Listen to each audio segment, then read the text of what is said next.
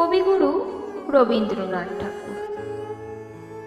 জন্ম 1861 খ্রিস্টাব্দের 25শে বৈশাখ এবং মৃত্যু 1941 খ্রিস্টাব্দের 22শে শ্রাবণ। বলাই যায় রবি ঠাকুরকে ছাড়া বাঙালি সমাজ আজও অসম্পূর্ণ।